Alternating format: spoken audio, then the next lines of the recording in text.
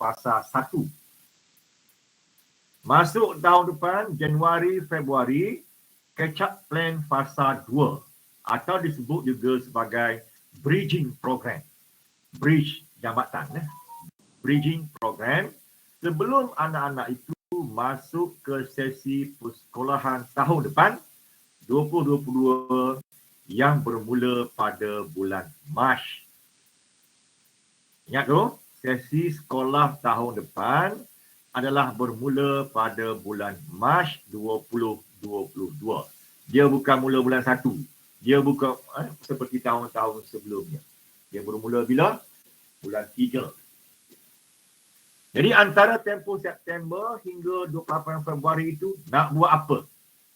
Sekolah nak buat apa? Ini yang kita masukkan dalam catch-up plan. Okey? Jadi semua sekolah mesti sediakan catch-up plan ini. Ambil je tapak ni, tukar nama sekolah. Dia sama belaka. Untuk semua sekolah dia sama belaka. Okey? Tukarlah nama sekolah tuan-tuan masing-masing lah. Jadi kalau orang tanya, orang minta, orang suruh tunjukkan mana you punya catch-up plan, tunjuk yang ni. Okay, baik. Jadi apa nak buat daripada bulan 9 hari itu sehingga bulan 12? Pertama sekali, kena kira dulu kandungan asas kurikulum yang telah disampaikan. Kira dahulu kandungan asas kurikulum yang telah disampaikan. Ada 3 keadaan. Adakah kandungan asas tadi telah mencapai 70% atau melebihi 70% atau sudah capai 100%? Ya, saya ulang balik. Kena kira dahulu kandungan asas kurikulum sebanyak mana ia telah disampaikan kepada murid. Sama ada yang pertama dah capai 70%, yang kedua dah lebih daripada 70%, yang ketiga dah capai 100%. Kerana ketiga-tiganya memerlukan strategi catch-up plan yang berbeza. Itu langkah pertama, ya. Baik. Jadi sekolah buat yang ni. Saya tak nak cerita sekolah lah sebab tuan-tuan dah tahu dah. Baik. Jadi hari ini kita nak start dengan bagaimana nak mengira kandungan asas kurikulum. Okey? Siapa kena kira kandungan asas kurikulum ni? Semua cikgu. Semua cikgu bagi semua mata pelajaran, bagi setiap tingkatan ataupun kelas ataupun tahun. Ya. So, langkah pertama, semua cikgu kira kandungan asas kurikulum bagi setiap mata pelajaran yang diajar dan untuk setiap kelas yang diajarnya. Berdasarkan kepada apa? Berdasarkan kepada kandungan asas yang ada di dalam dokumen penjajaran kurikulum. Jadi buka balik semula, dipikir itu, kira satu persatu. Macam mana cara nak kira? Tengok yang unit-unit kecil tu.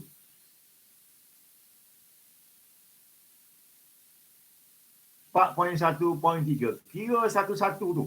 Kira semua.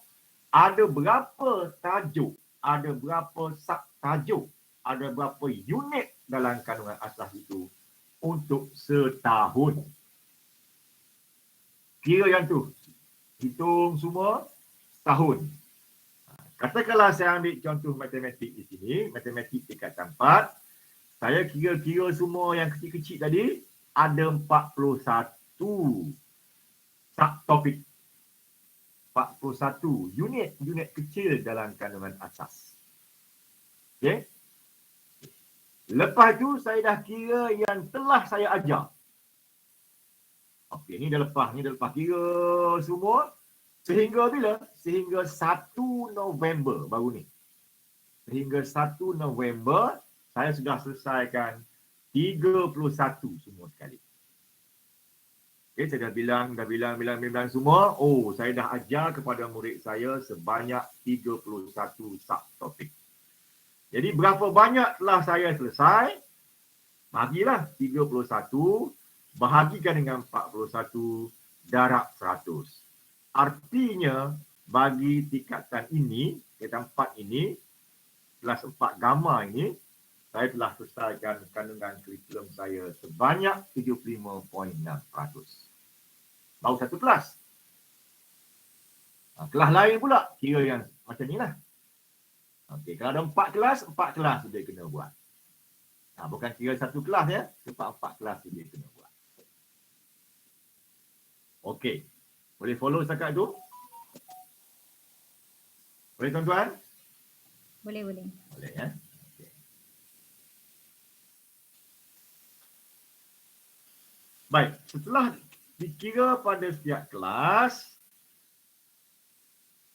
langkah yang kedua, guru mata pelajaran berkenaan serah kepada ketua panitia mata pelajaran. Jadi ketua panitia akan mempuratakannya bagi setiap tingkatan ataupun setiap tahun. Contoh saya bagi di sini, ketua panitia mata pelajaran mengumpul kandungan asas kurikulum yang telah siap dikira oleh setiap guru di bawahnya dan mengira purata kandungan asas kurikulum mata pelajaran berkenaan bagi setiap tahun atau setiap tingkatan. Saya ambil contoh mata pelajaran matematik tadi. Okay. Tingkatan 1, 2, 3, 4, 5. Kelas ada 4. 4 alfa, 4 beta, 4 gamma, 4 theta. Itu nama-nama kelas ya.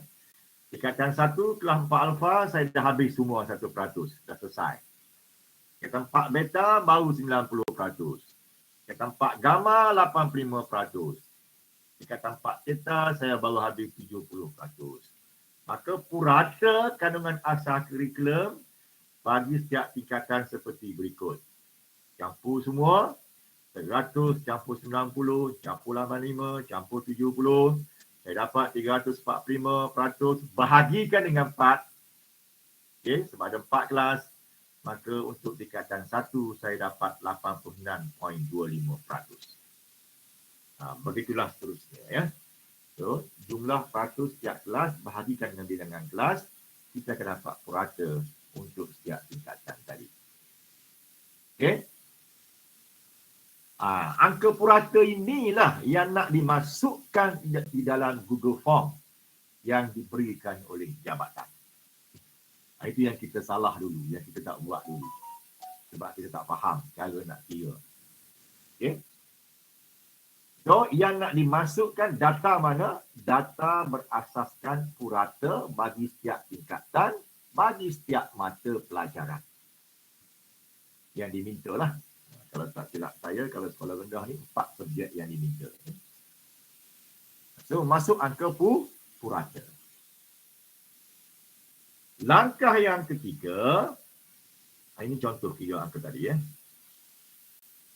Ketua panitia mata pelajaran menyerahkan data kandungan asas kurikulum terkumpul kepada GPK 1 untuk digabungkan. Data inilah yang akan dimasukkan dalam link Google Form itu nanti. Maknanya PK1 dia gabungkan untuk mata pelajaran bahasa Melayunya, bahasa Inggerisnya, matematiknya, sainsnya, sejarahnya, Islamnya, mat tambahnya, fiziknya, dan so on lah. Banyak mana subjek itu dikawarkan di sekolah itu. Ambil yang tingkatan 1, tingkatan 2, dan 3, 4 dan sebagainya. So, data inilah yang nak dimasukkan dalam Google Form itu nanti ya. Okey. Jadi bila kita lihat data ini, kita dapati setiap subjek dan setiap tingkatan itu kadarnya tak sama. Ada yang capai 100%, ada yang capai 80%, ada yang capai 75%, ada yang capai mungkin kurang lagi daripada 70% dan sebagainya. Dia tidak sama. Okay? Dia tidak sama tuan-tuan ya. Dasarkan kepada tarikh bila tu? 1 November nanti. Saya lepas kan? 1 November tuan-tuan kira. Oleh itu, kita akan ada 3 keadaan. Pertama, dia tak capai 70%.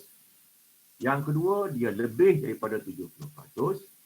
Yang ketiga, dia dah capai 100%. Di tiga-tiganya mempunyai langkah kerja yang berbeza. Ya. Kita tengok pula catch-up plan bagi setiap panitia. Setiap panitia kena buat catch-up plan ni. Subjek masing-masing. Jangan suruh cikgu buat. Cikgu dia tak perlu buat catch-up plan ini. Hanya panitia sahaja yang kena buat. Dan juga sekolah. Sekolah yang tadilah, yang umum tadi. Okay. So, catch-up plan panitia. Panitia mana yang belum capai 70%? Berdasarkan pada pengiraan tadi, nyatakan. Katakanlah matematik. Okay. Panitia matematik, kita kira-kira secara puratanya tak capai lagi 70%. Maka apa yang perlu dibuat? Dia perlu unpacking the curriculum. Dia perlu gabungkan tajuk, subtajuk, bagi baki kandungan asas yang belum selesai untuk dihabiskan dengan segera. Dia tak boleh buat dah mengajar seperti biasa. Dia kena gabung tajuk tadi. Supaya apa? Supaya sukatannya tu segera dihabiskan. Jangan terlajak sampai tahun depan. Okay? Sedaya mungkin bereskan sebelum tahun ini. Maknanya sebelum kita cuti pada 10 Disember 2021, sedaya mungkin habiskan sukatan itu. Habiskan kandungan asas itu. KAK itu ya. So, cara nak habis macam mana? Gabunglah. Gabung tajuk, gabung subtajuk dan sebagainya. Bila dah digabungkan, di-unpackingkan, dia kena ajar secara pendekatan bertema, pendekatan modular, pembelajaran berasaskan projek, pembelajaran terbeza dan lain-lain. Dia tak boleh lagi diajar seperti biasa. Sebab kita gabungkan tajuk, dia kena cepat, dia kena laju kan. Saya akan terangkan nanti macam mana yang dikatakan pendekatan bertema dan sebagainya itu. Ya. So, kena ingat prinsipnya, kalau belum capai 70%, panitia kena buat apa? Unpacking the curriculum. Kena gabung. Lepas gabung, kena ajar macam mana? Kena ajar secara bertema, modular, terbeza dan sebagainya. Supaya apa? Supaya sukatan itu segera habis. Okay? Segera habis. Lepas tu kena buat apa? Kena buat PBD. PBD ni kena buat sentiasa. Okay, kan? Waktu sekarang ni kita dah boleh bersemuka, maka tangkap budak awal-awal buat PBD dulu. Buat pengesanan PBD itu dulu. Sebab kita tak tahu waktu PDPR tu, sejauh mana PBD yang dilaksanakan itu boleh dipercayai ataupun tidak. Ada saya dengar cerita, mak ayah tolong jawab soalan-soalan yang kita beri kepada anak-anak tu. Okay? PBD-nya berdasarkan kepada jawapan yang disediakan oleh ibu bapa. Bukan oleh murid dah, oleh ibu bapa. Maka PBD yang macam itu mungkin tak sah. Jadi bila budak tu datang ke sekolah, kita tangkap dulu budak tu, kita bagi dulu pengesanan PBD. Jauh mana dia boleh kuasai topik-topik berkenaan lah. So, setiap kali, setiap minggu ni sentiasa buat PBD sehingga bila? Sehingga 30 November tu nanti, kita nak ada dah satu PBD yang akhir dasarkan kepada professional judgement bagi tahun 2021. Okay. PBD ni menjadi ukuran lah berdasarkan kepada PBD yang telah dibuat sebelumnya. So, dia panggil professional judgement. Inilah yang akan masuk dalam sistem. Okay. Akan dibawa masuk dalam sistem. Bagi kelas SPM pula, dia akan laksanakan peperiksaan percubaan. Termasuk tempat dia akan laksanakan peperiksaan akhir tahun. Okay. Itu boleh sampai ke bulan 12 nantilah. Baik. Berdasarkan kepada PBD akhir tahun itu, professional judgment tadi, maka murid akan dikelompokkan kepada 3. Kukuh 1, kukuh 2, pengayaan. Untuk kita buat kecap plan fasa 2 pada bulan 1 dan bulan 2 tahun depan. Sukatan dah habis ni. Sukatan semua dah habis. Finalnya PBD. Kemudian dapatan daripada PBD itu kita akan kelompokkan pelajar kepada berapa? Kukuh 1, kukuh 2 dan juga pengayaan. Kukuh 1 seandainya dia TP1 dan TP2. Kukuh 2 seandainya dia TP3 dan 4. Pengayaan seandainya dia TP5 dan 6. Ya. Itu dia.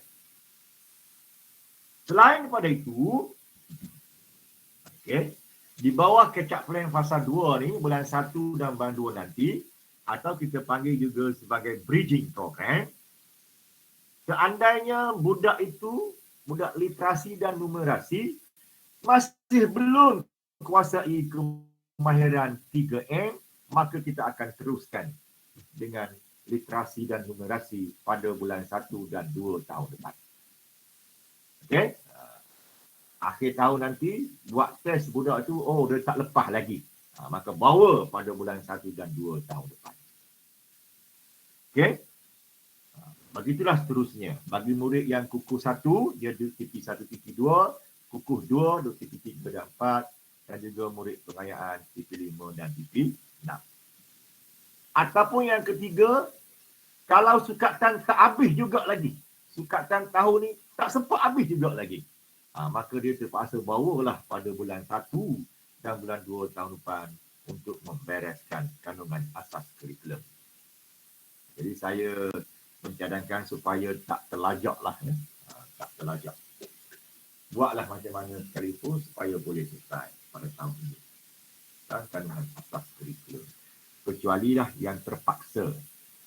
Saya nampak ada beberapa subjek lah yang agak kritikal sikit, seperti matematik tambahan, subjek seumpama itu, ya. Mungkin terpaksa dibawa sampai ke tahun depan. Kepada Allah lah nak macam mana. Okay. Subjek-subjek lain seperti BM, BI, itu boleh dibereskan pada tahun ini pun.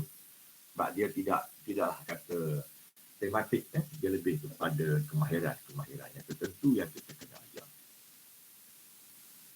Okey. Ada soalan nak tanya setakat itu? Gambarannya. Saya buka soalan sebelum saya masuk kepada seterusnya.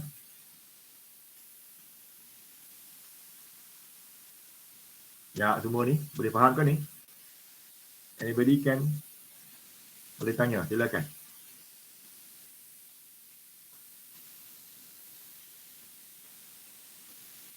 Boleh? Assalamualaikum Tuan Haji. Assalamualaikum warahmatullahi. Nak tanya perkara. Tadi Tuan Haji kata kita kumpulkan pelajar tu kepada kukuh 1, kukuh 2 dan pengayaan. Ya. Jadi sekarang ni kalau saya mengajar kelas tingkatan 2, dia ada grup A, grup B kan? Ya. Jadi sekarang ni kalau kukuh tingkatan 2, contoh tingkatan 2, dia ada grup A, grup B. Grup A seminggu datang, habis grup A, grup B seminggu pula datang. Okey. Jadi kalau kita nak kumpulkan pelajar tu dalam satu grup pengayaan tadi, ataupun kukuh 1, kukuh 2, jadi tak nampak macam ada kesukaran sikit kan atau macam mana tu Haji? Okey, bagus soalannya. Ini cerita sukatan dah habis ni. Cikgu Samsul, Cikgu Samsul, sukatan dah habis, Ya. Okey. Sukatan habis. Okey, bagus. Jadi bila sukatan dah habis, Cikgu Samsul buat dulu ujian pengesanan PBD tu. Okey. Kepada budak yang datang tu lah. Kepada grup yang pertama, dia datang tu buat ujian pengesanan. 15 orang katakan. Okey. Dah siap buat ujian pengesanan, terus tengok situasi dekat mana. Kalau dia masih lagi TP1, TP2, duduk dalam kukuh 1. Dalam kelas tu juga, TP2, TP3, 4, duduk kukuh 2. Pengayaan duduk di TP5 dan TP6. Dalam kelas tu juga, dia kelas tak pecah ni. Kita akan ajar secara serentak 3-3 tu. Dia dipanggil sebagai pembelajaran terbeza. Okay. Lepas tu budak kumpulan B pula, dia akan masuk minggu depan. Kan? Dia masuk pula minggu depan bersemuka. Dia mengalami proses yang sama. Soalan yang sama. Buat dulu PBD untuk dia. Kemudian dapatkan PBD itu kita asingkan dia dalam kukuh 1, kukuh 2 atau pengayaan. Sebab nanti kita akan sediakan modul-modul yang berbeza. Untuk kukuh 1 soalannya lain, kukuh 2 soalannya lain, pengayaan soalannya lain. Okay? Don't be things fixed for all sekarang ni. Tak boleh. Kita ikut tahap pembelajarannya itu. Kita panggil sebagai pembelajaran terbeza. Jadi katakanlah untuk kumpulan A, masuk minggu yang pertama tu, 15 orang, mungkin 10 orang duduk di kukuh 1. 5 orang duduk di kukuh 2. Pengayaan tak ada. Maka tinggal 2 je lah. Kumpulan B pula masuk minggu depan, kita buat test dulu untuk dia, PBD, pengesanan untuk dia. Kumpulan ni cerdik sikit contohnya. 5 orang saja duduk TP1, kan? 5 orang lagi duduk di TP2, 5 orang lagi duduk di pengayaan TP5 dan TP6 dan sebagainya. So, begitulah situasinya ya. Tergilirkan, ikut jadual, tetapi budak tak berpecah. Cuma dia punya pengukuhan itu saja berbeza-beza. Okey, Cikgu Samsul. Okey, terima kasih Tuan Haji. Sama, okey. Ada lagi soalan?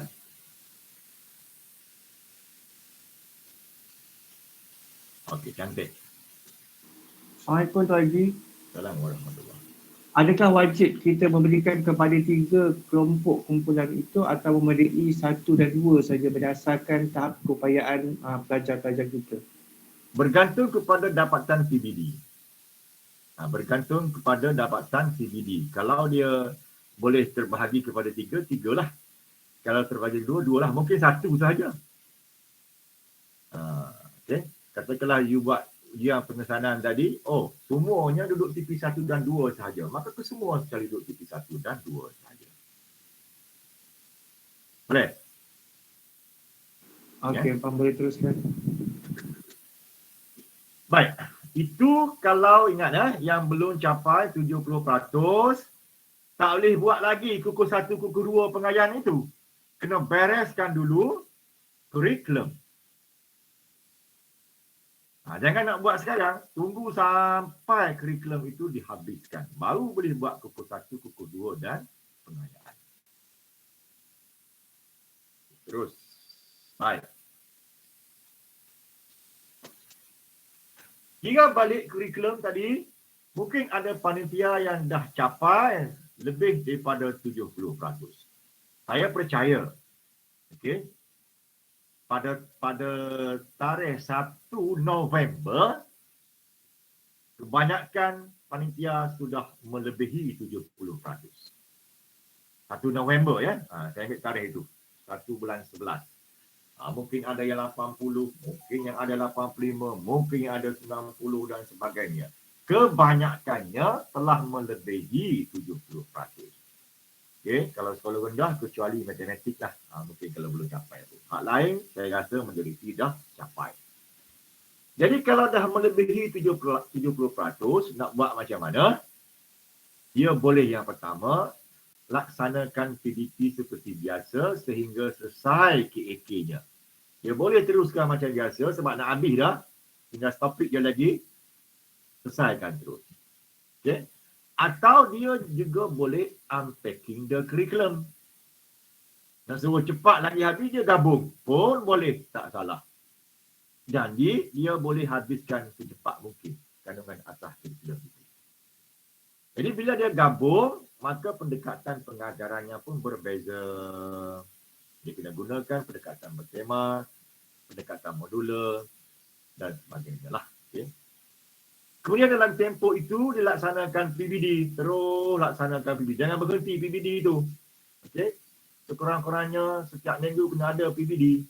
Sampailah 30 November buat final PBD.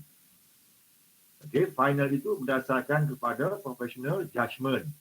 Maknanya dia mengambil kira PBD yang dibuat sebelum-sebelumnya. Termasuklah PBD ketika PDPR itu. Okey, hasilkan satu keputusan PBD untuk dibawa masuk dalam sistem, dan keputusan itu juga untuk kita guna bridging program ataupun catch-up plan fasa 2 pada bulan 1 dan bulan 2 tahun depan. Pada same proses. Okey, balik kepada kukuh 1, kukuh 2 dan juga pengayaan. Ini saya rasa ramai duduk kat sini. Okay, dia dah lepas dah 70%. Maka dia boleh segerakanlah untuk habis. Right. Manakala yang dah selesai 100%, mungkin satu hari bulan ni dah selesai. Hari ni pun dia dah selesai dah. Maka dia nak buat apa? Sehingga 10 Disember nanti. Ini mungkin subjek seperti bahasa Melayu, mungkin bahasa Inggeris. Sebab dia ulang je kemahiran tu. Dia ulang. Kan? Cuma tahap berbeza-beza. Rupanya dah habis semuanya. Bila dah selesai kandungan asas kurikulum tu, terus dia akan buat PBD, pra-ujian, untuk menilai tahap keupayaan sebenar murid bagi tujuan pengukuhan dan pengayaan. So, dia terus laksanakan program pengukuhan dan pengayaan mengikut kelompok pelajar berikut. Kukuh 1, yang tadilah ya, kukuh 2 dan juga pengayaan. Topik kandungan asas kurikulum yang hendak dikukuhkan, yang hendak dikayakan, mestilah kandungan asas kurikulum yang digunakan untuk dipelajari di tahun ataupun tingkatan yang lebih tinggi itu nanti. Dia mesti ada topik yang berkaitan. Okay, nak buat semua topik mungkin kita tak cukup masa, tak sempat. Maka pilih topik-topik yang dipelajari pada tahun ini, tetapi topik itu juga akan dipelajari, akan digunakan pada tahun depan apabila dia masuk ke tingkatan ataupun tahun yang lebih tinggi. Faham tak, Duk? Saya beri contoh, katakanlah matematik. Matematik tahun 1, dia ada topik wang, kan? Dia ada topik pecahan dan sebagainya. Tahun 2 pun topik itu juga. So topik itulah yang perlu dikukuhkan, yang perlu dikayakan. Tahun 3 pun nanti topik itu juga. Okay, kalau tak silap saya semua ada 8 topik lebih kurang orang matematik. So dia akan bawa yang sama je.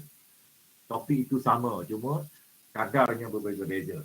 Okay, angkanya makin besar. Maka topik itulah yang nak dikukuhkan. Topik itulah yang nak dikayakan. Supaya bila dia berada di tingkatan yang lebih tinggi, tahun yang lebih tinggi, asas itu dikuasai. Itu penting. Asas itu dikuasai. Maka yang asas itu kita perlu kukuhkan dia. Kita perlu kayakan dia. Sama ada dia kukuh 1, kukuh 2 ataupun pengayaan. Okey, sehinggalah dia selesai pada bulan Februari. Boleh? Dekat itu.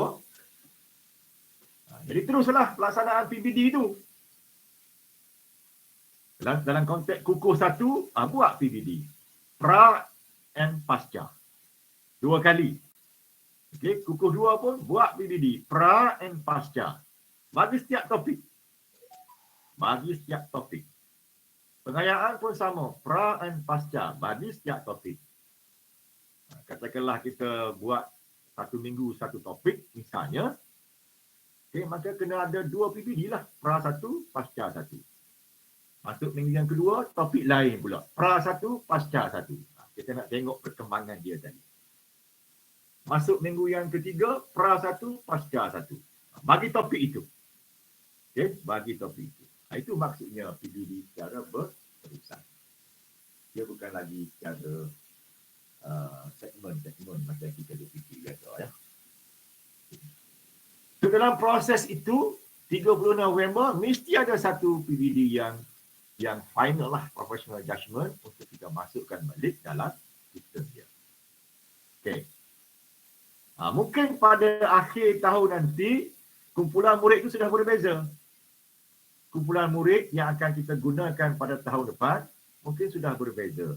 Kalau sebelumnya dia berada di kukuh 1, okey, berdasarkan kepada final PBD, dia sudah boleh berubah kepada kukuh 2. Atau dia di kukuh 2, mungkin dia sudah berubah kepada pengayaan dan sebagainya. Dengan erti kata lain, PBD yang final itu menjadi take off value untuk kita gerakkan perancangan bridging program pada tahun hadapan, pada bulan Januari dan juga bulan Februari itu nanti. Okay, ya. Jadi saya harap tuan-tuan boleh nampak gambaran itu. Okay, bincang dengan DPK1 besok untuk merencanakannya. Okay, ya. Baik. Jadi bila tiba bulan Januari, Februari nanti, laksanakan strategi M2P. Dipanggil M2P. Manfaatan, pecutan dan juga pengayaan. Okey, manfaat, pecut, kaya. Strategi M2P ini dibuat apabila semua sukatan selesai. Apabila semua kandungan asas kurikulum itu selesai. Lagi tak habis, jangan buat. Teruskan dulu. Lagi tak habis sukatan itu, tak timbul lagi kukuh 1, kukuh 2 pengayaan. Berhabis dulu. Bila dah habis, barulah boleh laksanakan. Tak kira dia habis bulan berapa. Kalau dia habis bulan 11, tak buat bulan 11. Dia habis bulan 12, tak buat bulan 12. Kalau dia habis bulan 12, cuti sekolah, sambung bulan 1 dan bulan 2 tu nanti. Baru sambung dengan kukuh 1, kukuh 2 dan sebagainya. Okey. Saya nak ulang balik. Buat strategi M2P, kukuh 1, kukuh 2, pengayaan setelah semua kandungan asas kurikulum dibereskan. Dibereskan. Jangan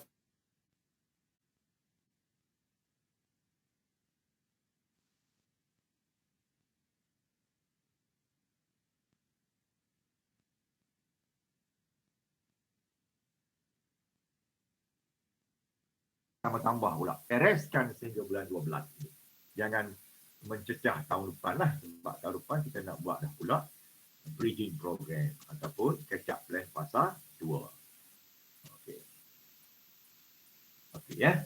Jadi saya harap tuan-tuan dah boleh faham itu untuk laksanakan gerak kerja itu nanti. Ada soalan nak tanya? Assalamualaikum Tuan Haji.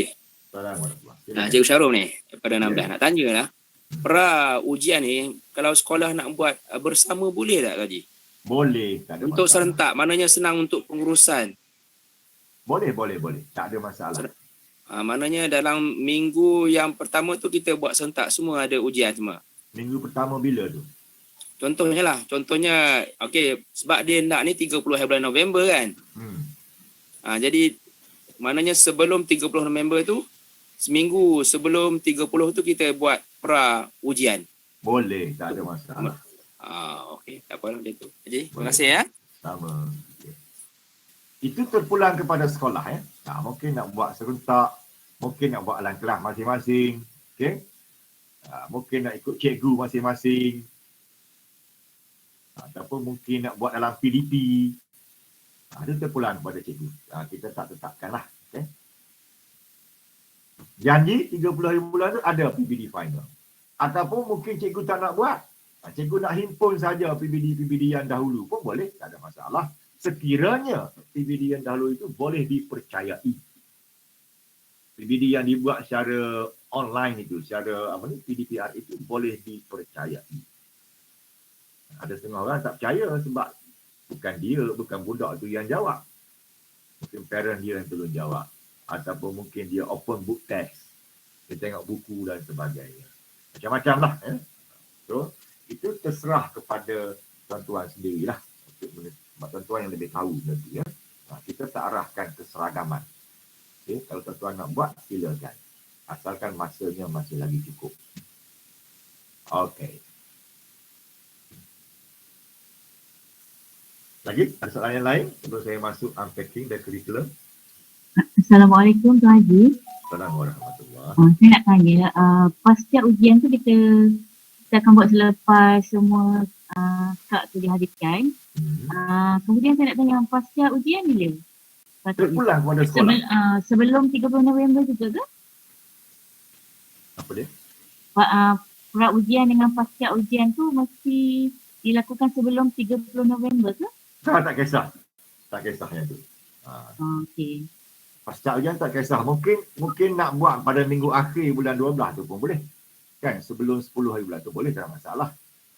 Dia 30 November tu nak kena ada PBD final. PBD final itu berdasarkan kepada professional judgment. Tak semestinya daripada ujian. Faham ya? Okey. Terima kasih. Macam kita buat PBD biasalah. Professional judgment yang biasa, tak semestinya kita buat ujian. Kita himpunkan yang dulu-dulu kan. Boleh. 30 hari bulan November dah ada professional judgment. Lepas tu sambung lagi belajar macam biasa, KAK macam biasa. Di hujung tu sebelum cuti sekolah buat satu ujian pengesanan. Boleh, tak ada masalah. Okey, untuk kita menentukanlah kat mana waktu berada. Okey, Puan Latifah, boleh faham? Boleh, terima kasih. Okey, sama. Lain-lain ada soalan?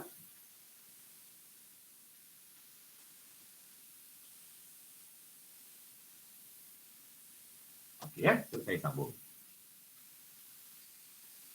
Seandainya tak cukup tak habis 70% tadi ataupun tak selesai lagi kurikulum, maka kita nak suruh cepat nak buat macam mana? Kita unpacking. Kita gabunglah senang kita. Namanya unpacking the curriculum. Maksudnya merungkai dan merangkai.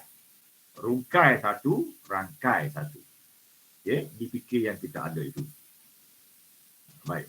Dia boleh gabung antara subtajuk, subtema yang kecil-kecil tadi. Dia juga boleh gabung antara tajuk. Dia juga boleh gabung antara subjek. Ni kalau orang TS25 dia dah mahir yang ni. Okey. Unpacking itu dia dah mahir dah. Yang mana nak gabung subtajuk, yang mana nak gabung tajuk, yang mana nak gabung subjek. Okey. Saya beri satu panduan lah. Okey. Unpacking the curriculum, saya sebut tadi boleh gabung tajuk, boleh gabung subtajuk, boleh gabung subjek. Okey. Bukan semua topik atau subtopik akan diajar secara mendalam bagi semua kumpulan murid. Katakan kita ada 4 topik lagi tak habis. Adakah ke-4 topik ini nak diajar secara mendalam bagi semua murid? Mungkin tidak, kan?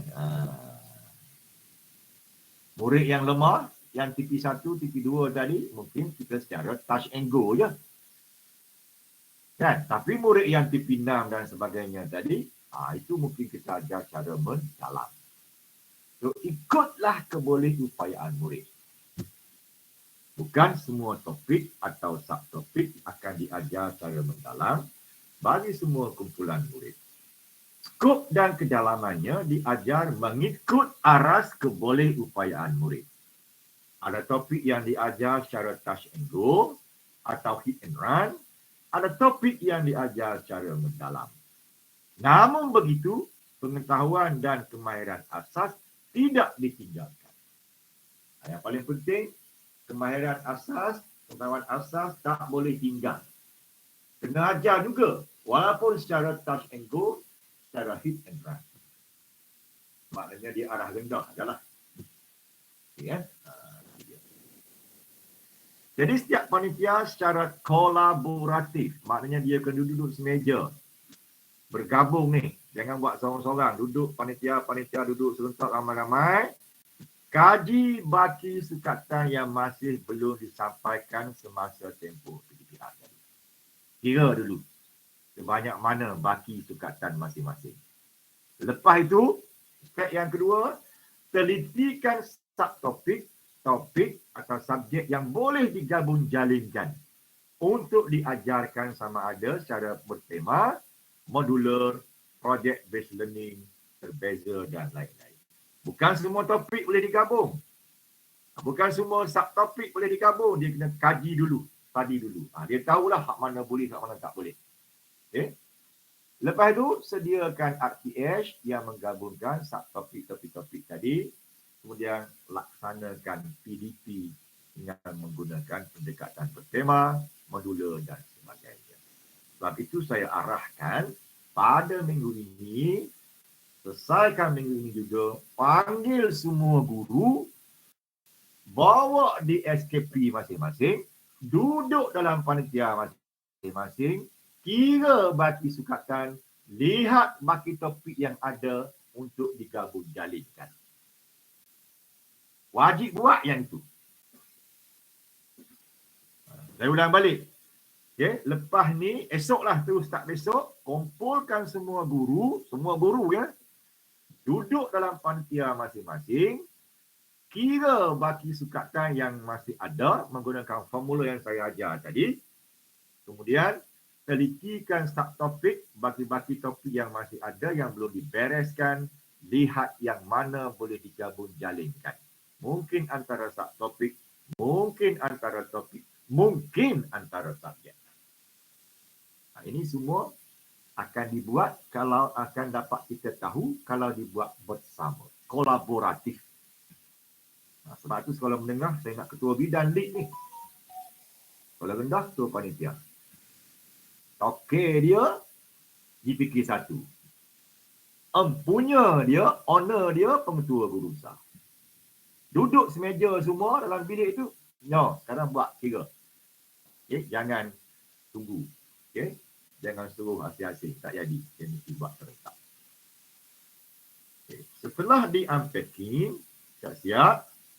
Buat RTS unpacking tu siap-siap. Barulah mula nak mengajar.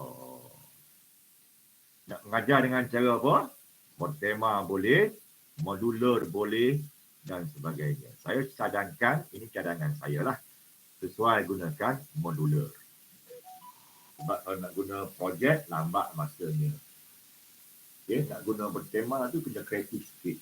Tapi yang paling mudah, paling cepat, modular lah. Paling banyak benda yang kita boleh buat. Tapi kena faham konsep. Okay. Pendekatan bertema. Macam mana yang dikatakan pendekatan bertema dalam PDP? Nak ngabih sukatan ni. Okay.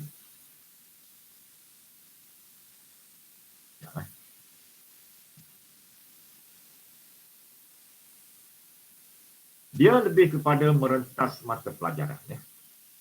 Cari satu tema, temanya banyak, mungkin alam sekitar, mungkin keselamatan, mungkin sains teknologi, sukan permainan, ekonomi, kewangan, masyarakat, kesihatan dan sebagainya.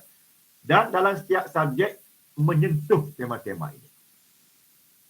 Rupanya ada dalam subjek-subjek itu. Okay. Saya beri contoh. Tema utama alam sekitar. Subtema muka bumi. Itu mungkin orang bahasa Melayu buat karangan mengenai muka bumi.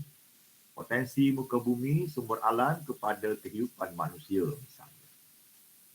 Okey, subtema flora. Itu diajar oleh orang sains. Okey. Fauna diajar oleh orang bahasa Inggeris. Buat karangan lah bahasa Inggeris ni. Tanggungjawab terhadap alam sekitar diajar oleh pendidikan moral. Tema alam sekitar, subtemanya banyak, boleh diajar secara serentak dalam minggu yang sama. Okay. Subtema berbeza-beza. Boleh, tak ada masalah. Itu satu cara. Cara yang kedua, subtema yang sama dikongsi oleh semua subjek. Katakanlah tema utama alam sekitar yang kita nak bicarakan haiwan. Subtemanya haiwan. Okey. Minggu ini kita belajar mengenai haiwan. Maka mata pelajaran bahasa Melayu buat karangan mengenai haiwan. Ini contohnya. Sains pula buat penerokaan mengenai haiwan. Seni visual, lukis haiwan. Matematik, kira haiwan. Moral, mungkin berkaitan dengan bagaimana nak memelihara haiwan dan memelihara haiwan. Muzik mungkin buat nyanyian berkaitan dengan haiwan. Itu namanya pendekatan tema. Jadi nak suruh buat macam ni, semua panitia kena duduk semeja lah. Barulah dia boleh cepat habis. Gabung. Okey? Atau tak tema yang sama, tema utama alam sekitar, maka bahasa Melayu buat apa? Buat perbincangan mengenai punca masalah air terjejas. Krisis air misalnya. Jawab lisan. Air kan alam sekitar. Okey, bahan bacaan dia laporan, artikel, teks dan sebagainya. Penulisan kita kerja laporan.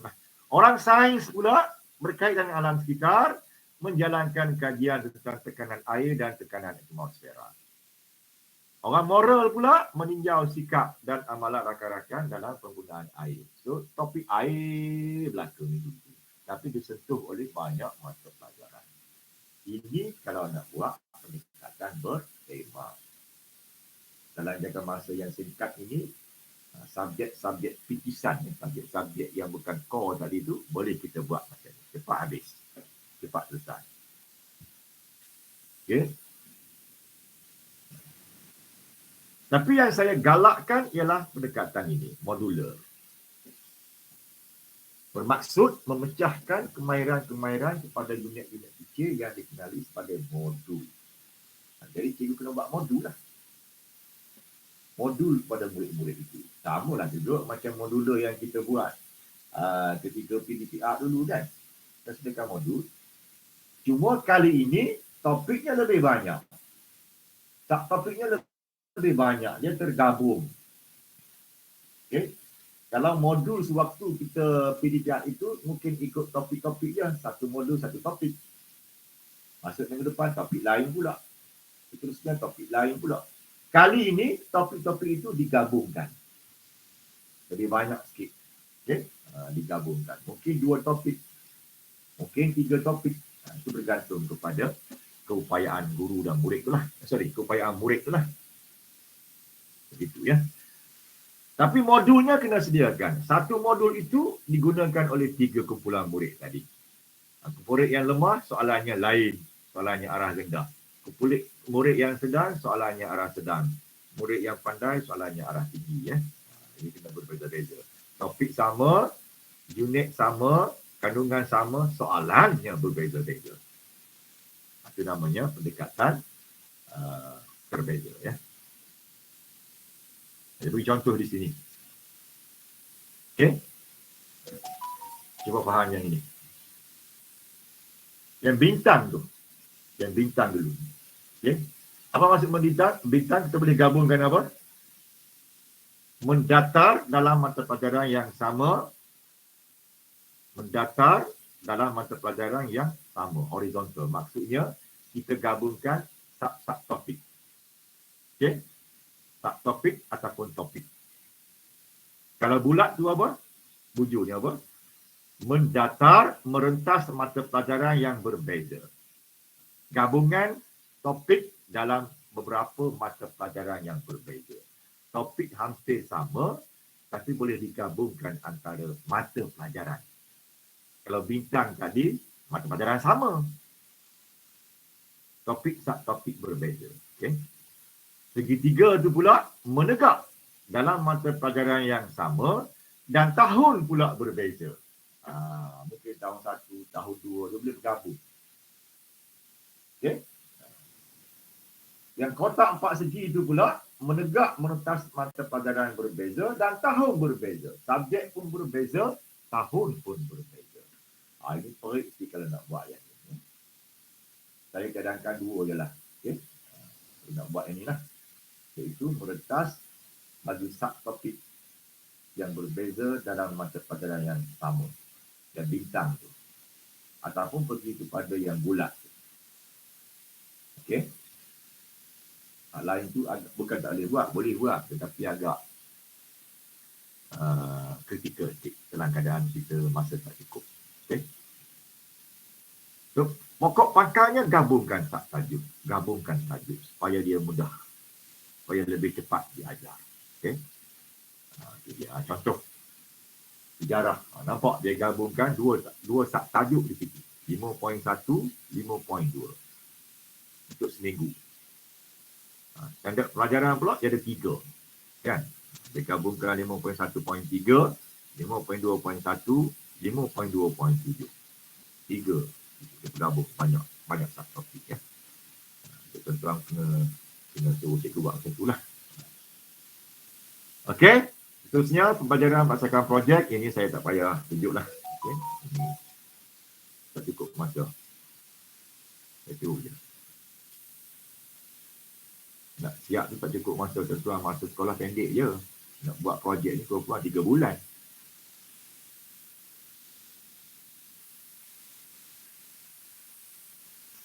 Okey. Jadi bahan modul yang kita sediakan tadi itu, dia mestilah berbeza-beza untuk 3 kelompok yang berbeza.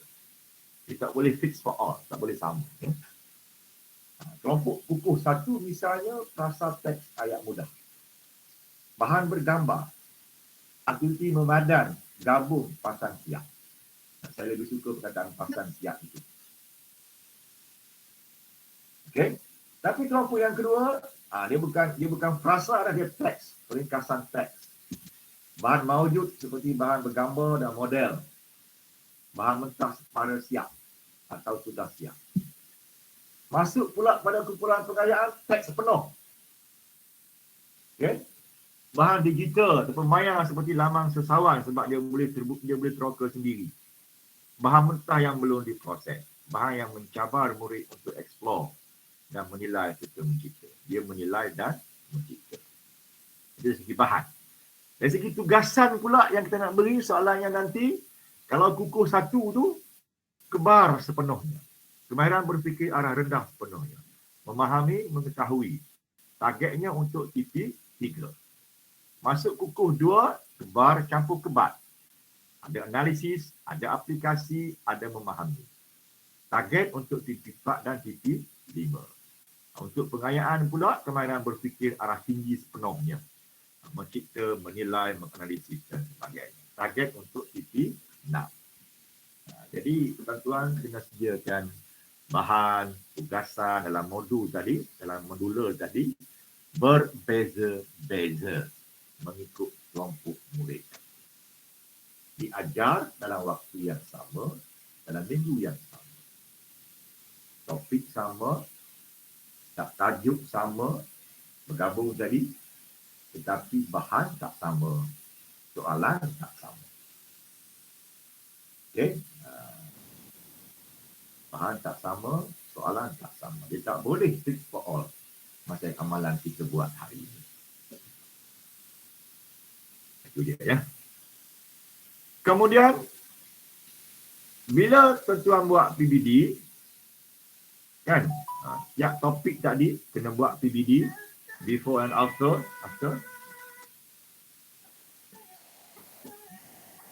Kau pula dah.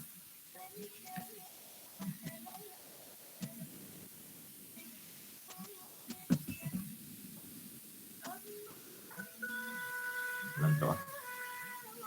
Jadi setiap PBD yang kita buat tadi, kita kena lihat dari segi asas dia, kemahiran pengetahuan asas dia, kemahiran asas dia, nilai asas dia.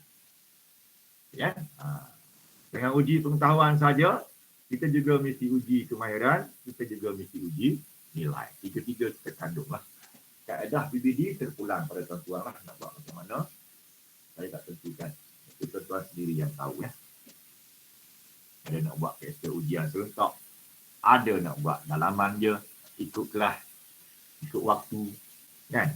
Ada nak buat kuis, ada nak buat ujian bertulis, ada nak buat laporan, ada nak buat perbincangan, ada nak buat persembahan, ada nak buat kerja kumpulan, gamifikasi, ujian lisan dan sebagainya. Itu terpulang. Kaedah tu, instrumen terpulang. Ya. Ada nak buat formatif, ada nak buat sumatif, itu terpulang. Tak ada masalah. Okey. Boleh follow setakat tu? Boleh follow? Jadi cerita setakat itu adalah cerita untuk menghabiskan kurikulum. Menghabiskan sukatan. Kandungan asas sukatan. Selagi tak habis, jangan buat M2P ni. manfaatan, pecutan, pengayaan jangan buat lagi. Tunggu sehingga selesai habis. Okey, saya buka soalan. Silakan bertanya.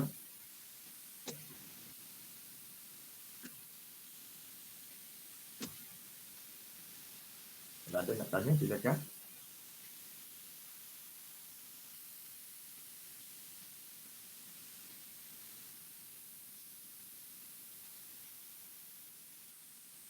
Tak ada ya? Tak ada, saya sambunglah.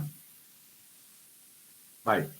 Apabila selesai semua sukatan, KK, tak kira dia bulan berapa, sekarang pun dah selesai, dia kena buat apa? Strategi M2P.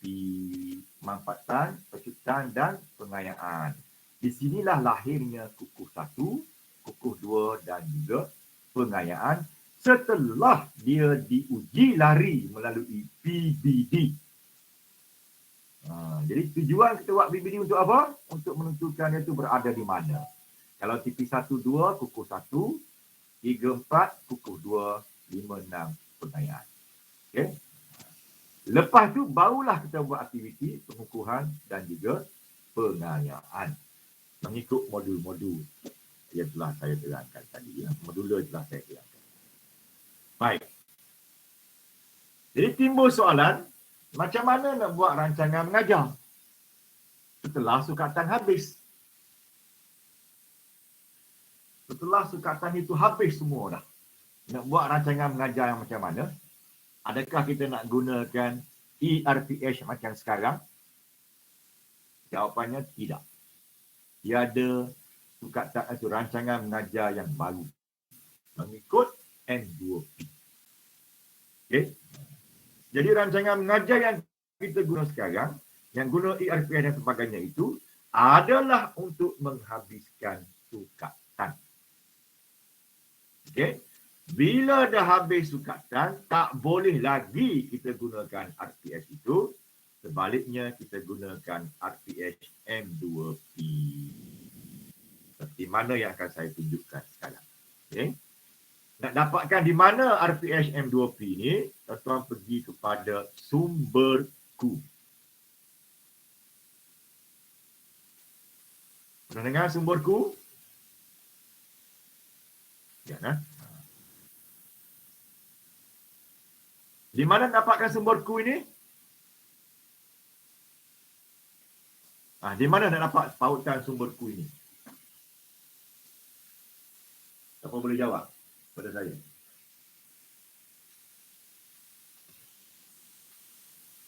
Dah pernah buka belum sumberku ni? Dalam D5, Haji. Dalam D5 ya. KPM dah beri pada 31 Ogos lagi. Jadi saya harap semua pengetua, semua guru besar telah pun agihkan kepada semua guru link sumberku itu. Dan guru-guru telah pun membuka, telah pun menerokanya. Okey. Jadi tuan-tuan bukalah link sumberku itu. Kemudian scroll ke bawah. Turun ke bawah. Turun ke bawah. Ya. Jumpa dengan bahan sokongan PDP. Slide saya bergerak tak? Okey, bergerak. Jumpa dengan bahan sokongan PDP. Klik dekat M2P di sini. Klik kat situ.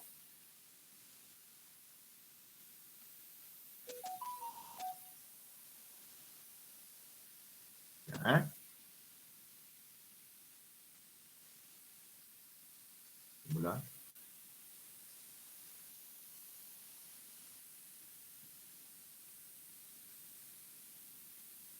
Okey, jumpa dengan perkataan strategi, manfaatan, pecutan dan pengayaan. Okey. Scroll ke bawah lagi. Scroll ke bawah lagi, jumpa dengan panduan perancangan pengajaran strategi M2P sekolah rendah. Kemudian panduan perancangan pengajaran strategi M2P sekolah menengah. Kliklah mana-mana contoh. Katakan saya ambil bahasa Melayu. Klik bahasa Melayu. Okey. Belah ya. Ambil panduan perancangan pengajaran.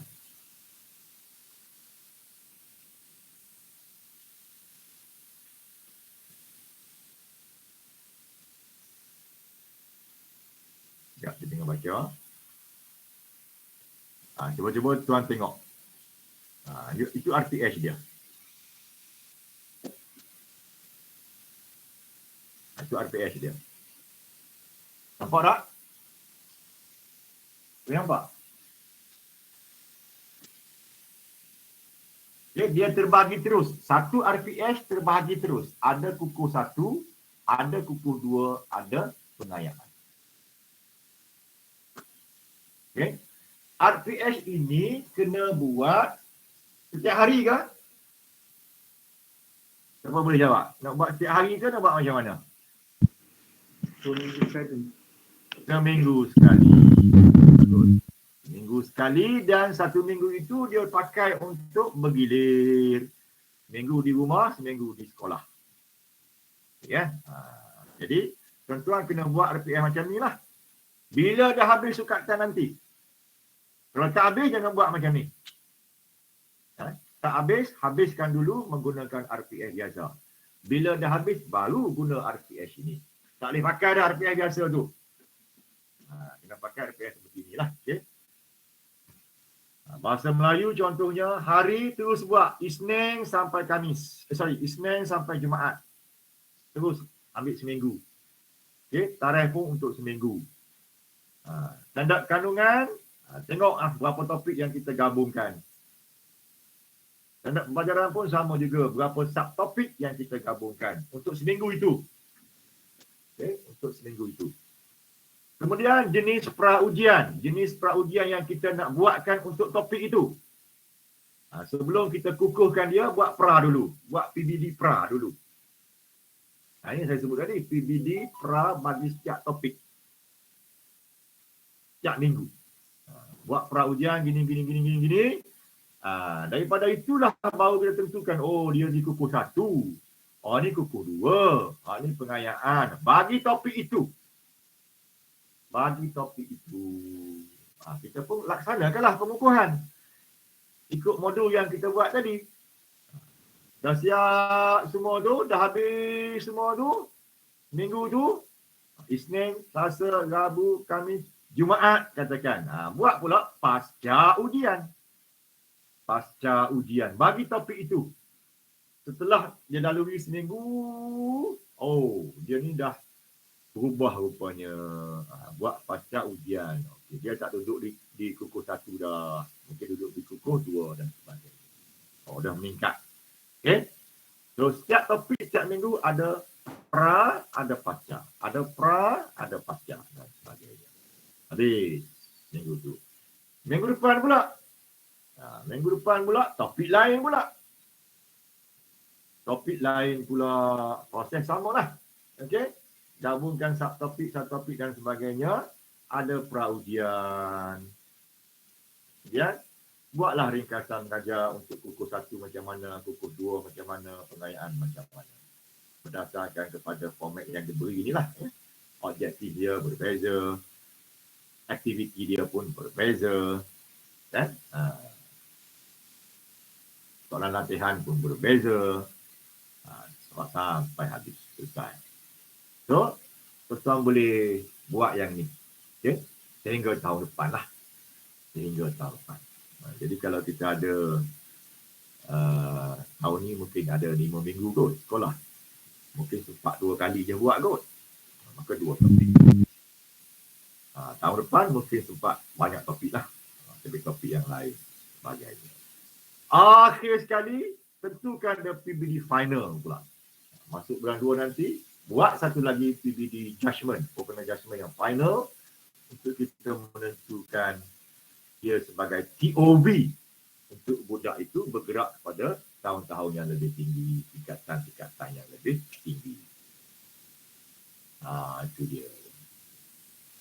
Boleh faham setakat itu? Saya buka soalan.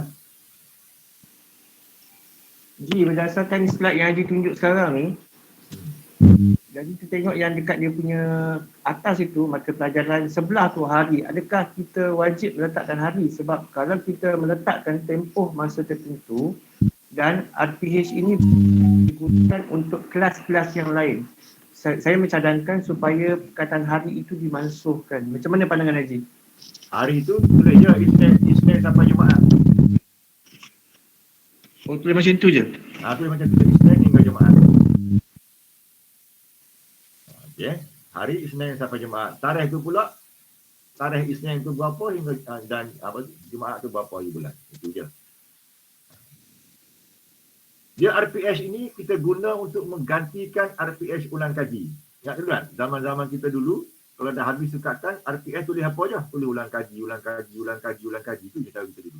Jangan pakai lagi RPH ulang kaji tu. Pakai RPH ini. Okey? So, lagi soalan dia? Tanya soalan banyak-banyak. Haji. Ini. Ya. Satu Haji. Assalamualaikum warahmatullahi. Maknanya kita kena akur dengan RPH dari sumberku ni tanpa sebarang pengubahsuaian. Oh, itu ya. Maksudnya? Apa maksud pengubahsuaian? Maknanya bahagian kolom di bawah. So, maksud saya bahagian kolom di bawah lah. Maksud saya. Mana yang semua yang bahagian kolom di bawah tu semuanya kita perlu akur. Cuma bahagian atas sajalah ubah mengikut sekolah masing-masing. Itu ya, Tuan Haji. Ya. Ini yang TMK, yang pelbagai, kebak semua ni, itu maksudnya. Ya. Okay. Itu follow je lah. Follow je. Okey. Ya. Yang penting di sini objektif dengan aktiviti, itu yang penting. Lepas tu pasca dengan pra. Kalau satu level kelas, contoh tingkatan 1, tingkatan 2 memang ada 2 kumpulan. Maksudnya kita tak perlu isi pengayaan, tak apa. Just kita letakkan pukul 1, pukul 2. Maksudnya boleh diubah itu. Boleh. Okay, kalau kita ada 2 kumpulan, 2 je lah. Kalau kita ada 1 je lah. Ada 3 lah. Begitu ya. Kosongkan yang tak ada tu. Okey lagi? Ya saya. Sekarang ni kalau macam saya mengajar tentang 4 matematik, dia ada 2 kali je perjumpaan bersemuka dengan pelajar dalam seminggu lah. Okey. 3 waktu. Jadi kalau saya mulakan waktu pertama tu dengan pra ujian tadi tu, untuk kita letakkan pelajar tu pukul 1, pukul 2 ke 3, mungkin setengah jam. Lepas tu terus kita buatkan dia punya kumpulan tu dan terus kita mengajar pakai RPH ni lah. Ya. Kemudian sambung lagi kali kedua berjumpa tu 1.5 jam juga, 3 waktu. Waktu akhir tu saya buat pasca. Adakah macam tu boleh? Boleh. Tak salah cikgu. Salah? Tak ada masalah. Okay. Okey. Cantik lah tu. Mulakan dengan pra, akhir dengan pasca. Terima kasih. Bagus. Terima kasih cikgu. Ada lagi soalan? Tuan tanya dengan malu ya. Dengan malu bertanya.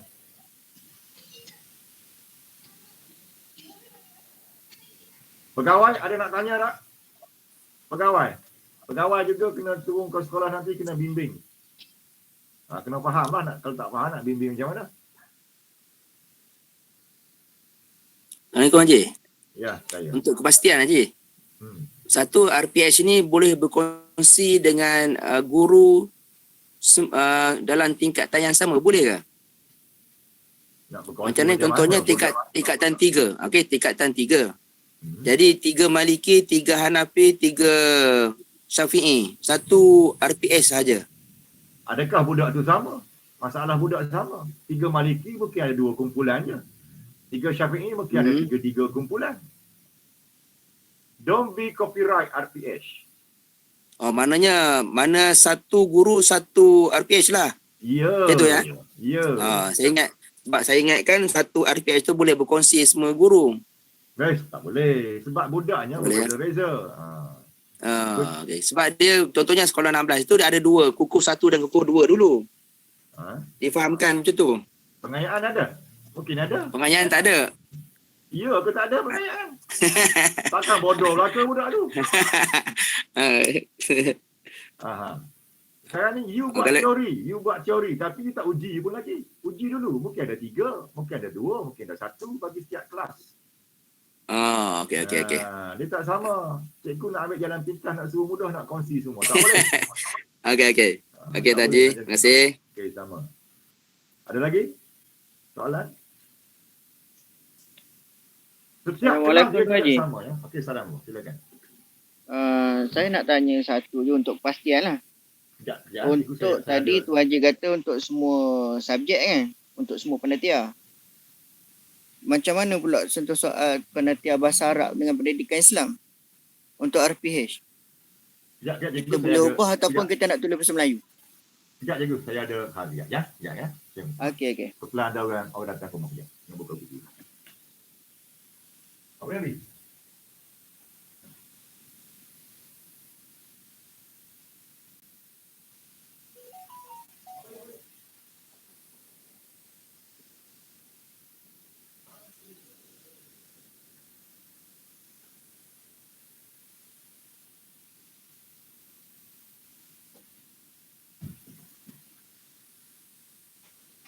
Sorry tuan-tuan, itulah kacaunya Google Meet ni.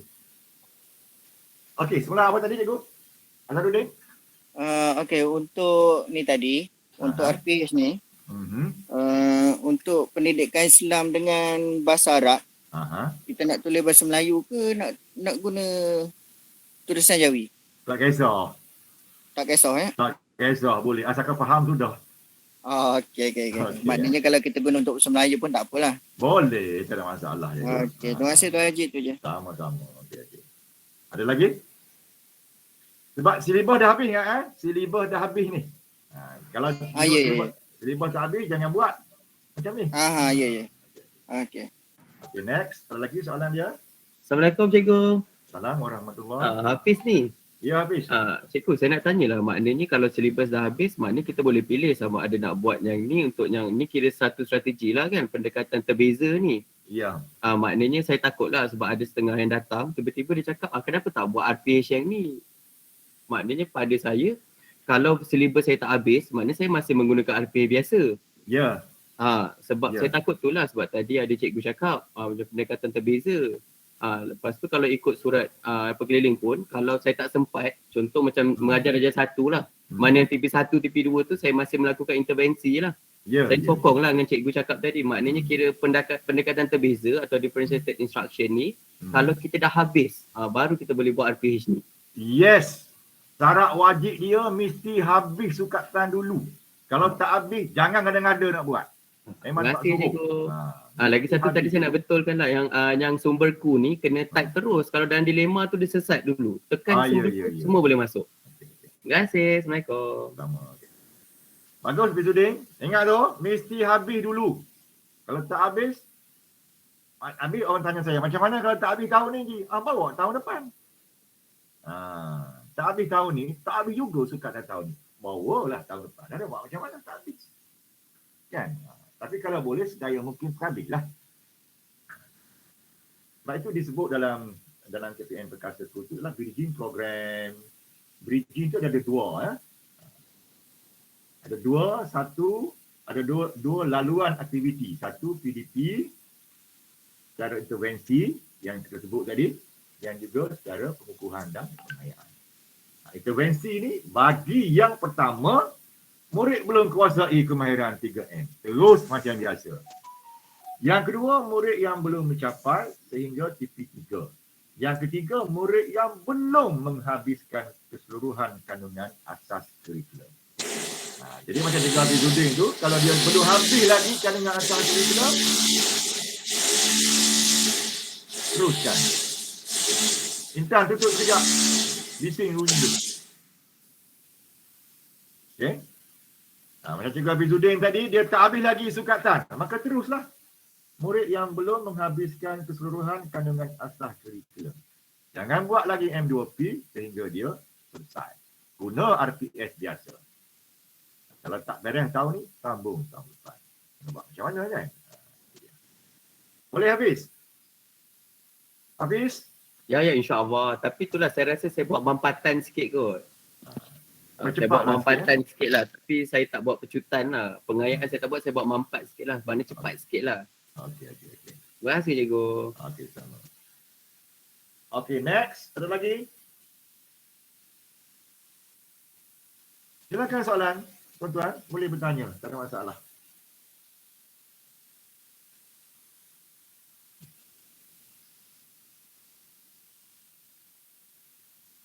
Beres kan? Kalau tak ada, saya nak pergi pada part akhir, iaitu kita nak selongkar bahan ni di mana. Dia adalah sedikit panduan dia beri di situ.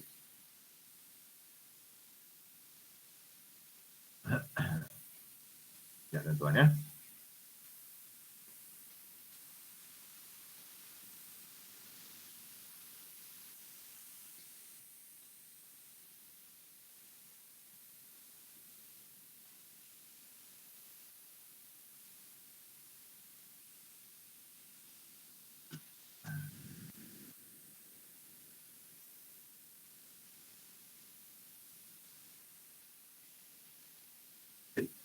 Hilang.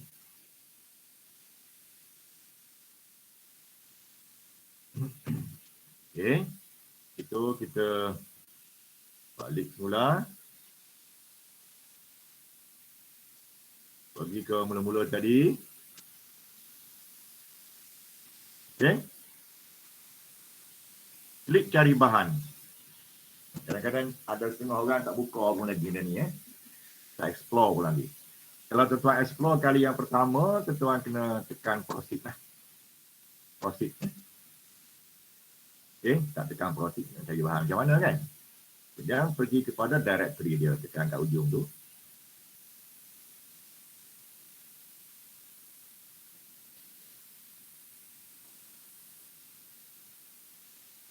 Ya, tengah musim je.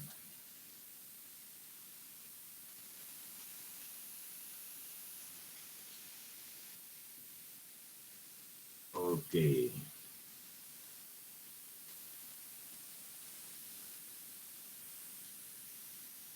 Tu dia.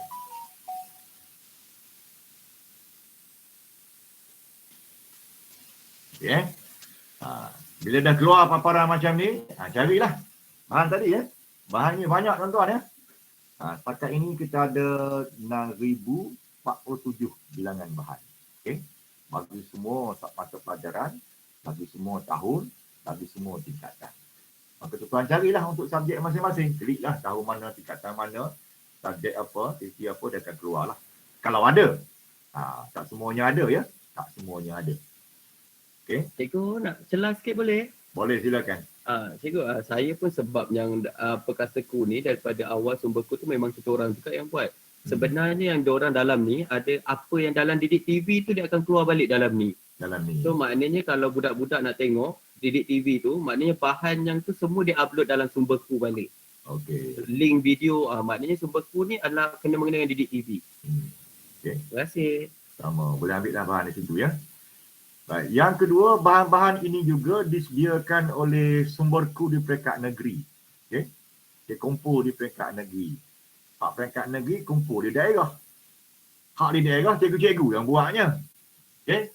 Begitu. Pengumpulan bahan sumberku daripada sekolah hantar ke daerah, daerah hantar ke negeri, negeri buat negeri hantar ke kementerian, kementerian akan upload di sinilah, buat masuk di sini. Jadi tuan-tuan boleh carilah bahan-bahan ini untuk digunakan sewaktu nak buat bahan untuk mampatan dan sebagainya. Boleh ambil kat sini ya. Tapi tak semuanya ada. Explore dulu. Explore dulu. Tak semuanya ada. Sebab bahan ini sentiasa akan ditambah baik dari masa ke masa. Angka 6,000 tu dia akan bertambah semua. Okey. Bukan berarti dia berhenti setakat tu je. Kalau saya tengok banyak bahan geografi saya memang banyak boleh ambil di sini. Ada daripada Johor, ada daripada Kedah, ada daripada Selangor. Pahang je tak ada. Subjek geografi lah tu. Pahang tak ada. Mungkin subjek lain ada kot. So, tuan-tuan carilah. Okay. Jadi sumberku ini menjadi bahan sebenarnya. Menjadi apa orang kata pelengkap kepada program KPN Perkasa 2 itu. Dia nak permudahkan cikgu, tak perlu dah nak terkial-kial mencari bahan, nak membuat bahan. Boleh ambil di sini. Okay? Kalau tak ada, barulah boleh cari sumber-sumber yang lain. Jadi saya minta mulai besok, semua pengetua, semua guru besar, explore sama-sama dengan cikgu. Dalam sesi perjumpaan dengan panitia itu, explore sama-sama. Biar cikgu, setiap orang cikgu buka satu. Termasuk tuan-tuan sendiri buka. Kalau tak, sampai ke bila dia tak jelajah. Okay? Begitulah seterusnya. Okay,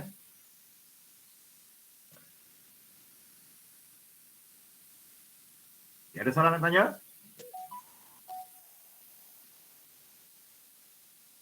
Ada soalan?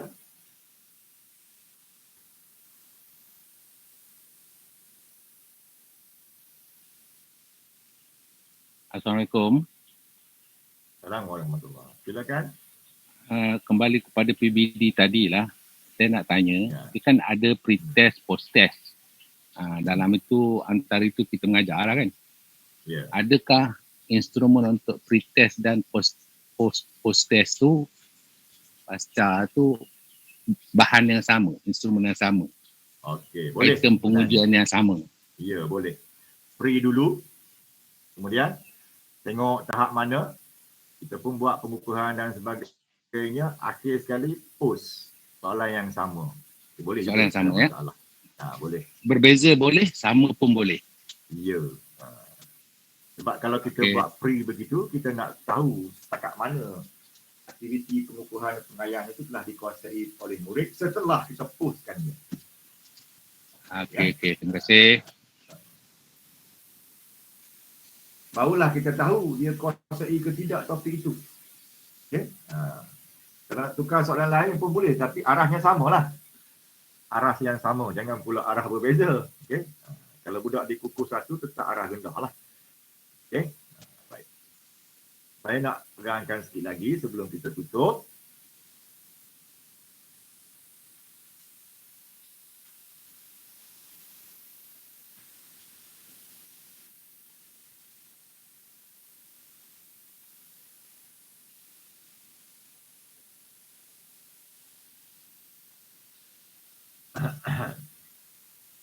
Dia tengah cross.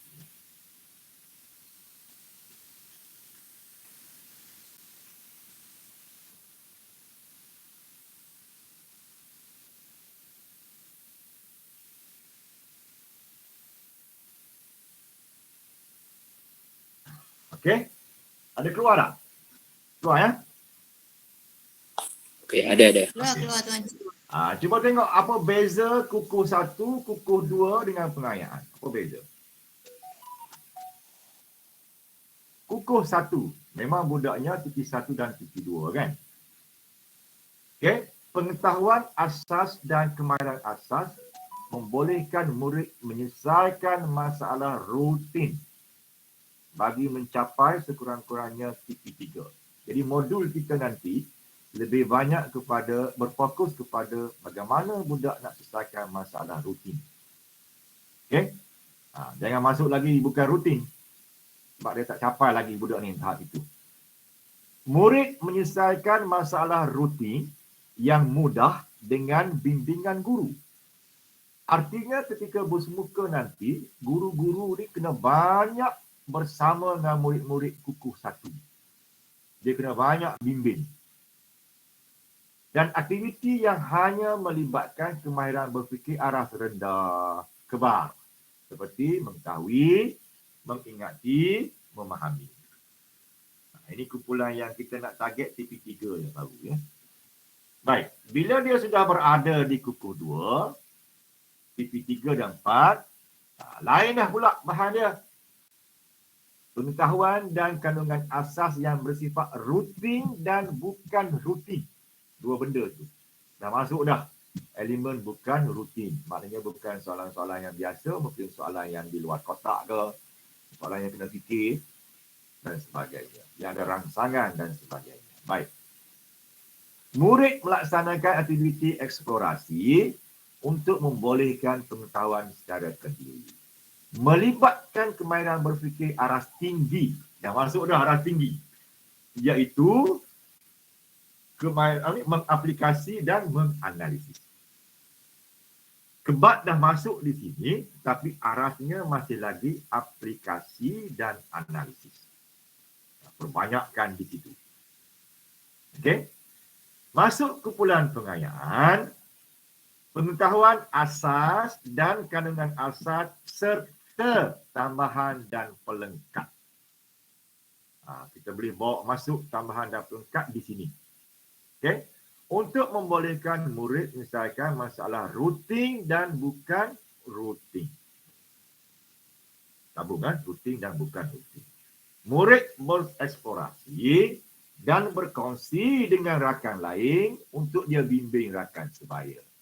Jadi kumpulan ini lain kelas mungkin cikgu tak fokus sangat lah. Sebab dia boleh bawa diri sendiri dah. Cikgu bimbing dia. Dan galakkan dia ataupun minta dia bimbing rakan-rakan yang lain. Melibatkan kemahiran berfikir aras tinggi, kebat yang lebih kompleks, iaitu menilai dan mencipta. Ini yang dikatakan sebagai pembelajaran terbeza. Jadi soalan kita tak sama antara tiga-tiga kumpulan tadi. Walaupun kita ajar topik yang sama, walaupun kita ajar subtopik yang sama, walaupun dia berlaku pada masa yang sama, tetapi tiga itu berbeza dari segi bahan, berbeza dari segi soalan. Jadi cikgu kena reka bina dulu bahan ini. Okey? Kena sediakan dulu bahan-bahan ini.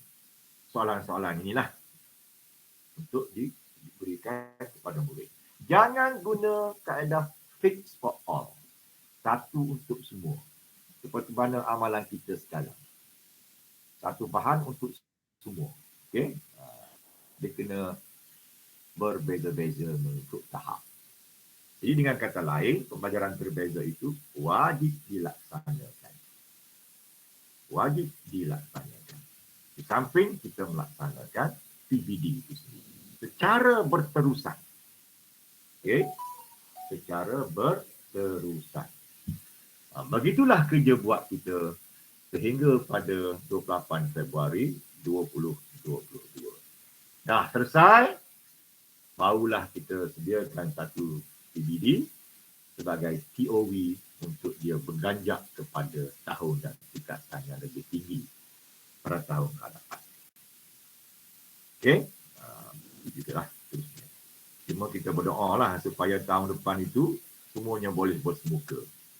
Okey? Melalui Januari sampai Februari itu, ketika kita melaksanakan bridging program, ketika melaksanakan catch-up plan fasa 2, kita boleh bersemuka semua. Kalau tak bersemuka juga, tinggal 4 minggu je lah. Kan? Kalau boleh bersemuka, kita ada 8 minggu. Banyaklah sikit boleh buat. Tapi kalau tak bersemuka, duk bergilir macam ni juga, ada 8 minggu, akan tinggal je 4 minggu. 4 minggu, 4 tajuk je lah boleh selesai. Itu kita kena pandai-pandai merancang lah. Okay, kalau 4 tajuk, tajuk apa nak selesaikan pada tahun depan? Yang penting untuk dia bawa ke tingkatan ataupun tahun yang lebih tinggi itu nanti. Itu tuan-tuan yang akan tentukan sendirilah. Ya. Tajuk mana? Sebagainya. Okey. Saya rasa setakat itulah dulu. Saya buka lagi soalan sebelum kita tutup.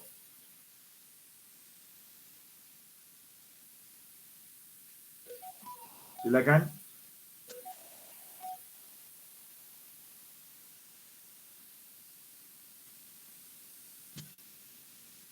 Boleh faham belakang tu?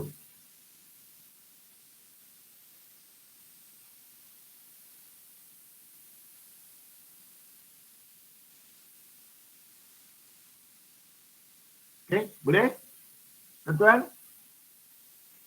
Nampak tak kecil senyap belakang tu? Mana kot? Assalamualaikum. Assalamualaikum. Boleh saya tanya lagi? Saya nak penjelasan tentang program literasi dan numerasi tu. Untuk murid-murid yang terlibat dengan program ni, boleh Tuan Haji beri penjelasan? Boleh. Terima kasih. Okey. Saya lupa dah cikgu. Baik cikgu tanya.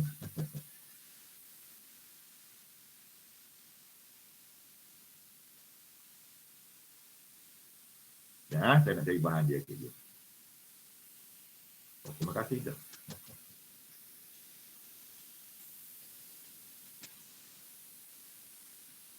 Okey, literasi numerasi ni kita kena teruskan ya.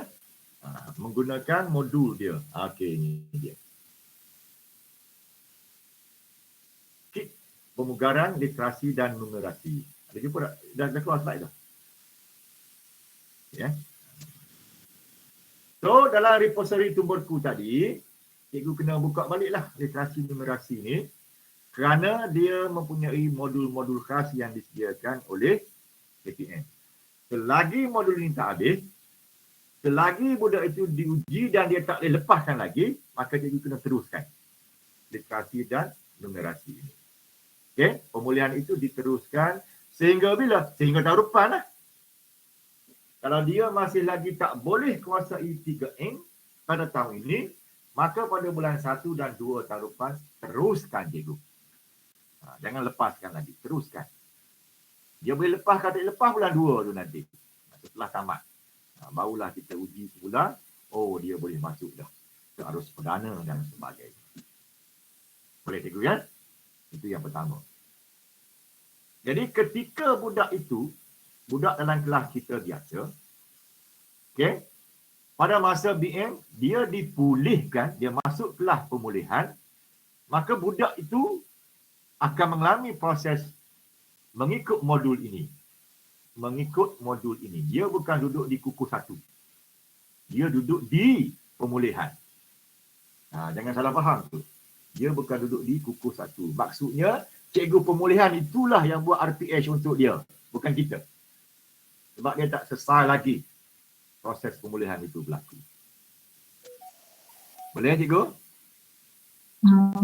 Maksudnya yang PBD ni melibatkan masa belajar arus perdana, maksudnya BM arus perdana. Ya. Murid pemulihan ni dia tak belajar masa belajar BM arus perdana. Jadi adakah mereka ni perlu ditaksir juga dengan PBD? Tak ada, dia kena pemulihan lah. Okay. Dia taksir melalui pemulihan dia lah. Tak adil lah untuk dia tak belajar. Tiba-tiba nak taksir untuk PBD biasa. Memang TP1 panjang lah dia tu. Kan? Dia ditaksir melalui Linus tadi, melalui plan tadi. Okay? Boleh cikgu Tipa? Boleh. Okay. Sehingga dia dah beres, sehingga dia dah boleh dilepaskan kepada arus perdana, barulah kita start belajar dengan arus perdana, baru diuji dengan PBD di arus perdana. Okay, bagus soalannya. Baik tanya, saya terlupa dah. Ada lagi yang lain?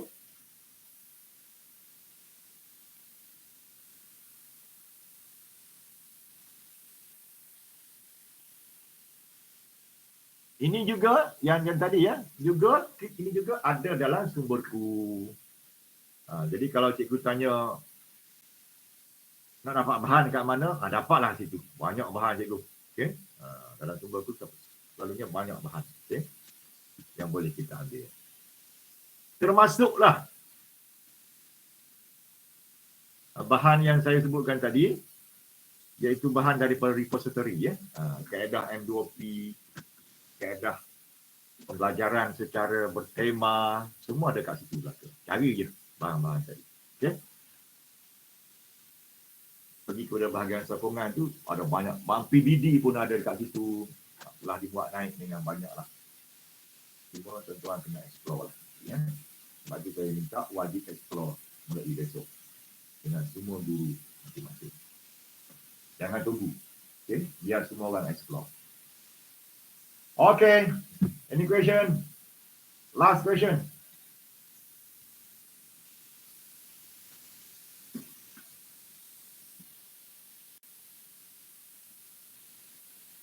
Tak ada? Okay. Kalau tak ada, saya nak ucapkan terima kasih. Saya mohon maaf kalau saya terkasar bahasa dan sebagainya. Dan saya harap tuan-tuan faham. Dan bersemuka dengan GPK 1 hari ini, dia dah jelas dah sebenarnya, dia dah faham dah. Nanti bila dia balik ke sekolah besok, okey, ditambahkan lagi dengan kefahaman tuan-tuan ini, jadi kita akan dapat kefahaman yang selari. Semua sama berlaku ya. Okay.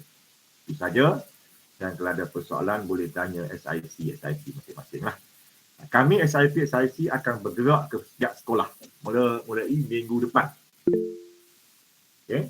Akan bergerak ke setiap sekolah mulai minggu depan dan kita akan tanya cikgu-cikgu bersama dengan pengetua dan GPK. Cikgu tanya, pengetua GPK jawab. Saya akan dengar. Nak tahu betul tak apa yang pengetua GPK jawab tadi. Okay. Kita nak pastikan kefahaman tuan-tuan pula. Okay.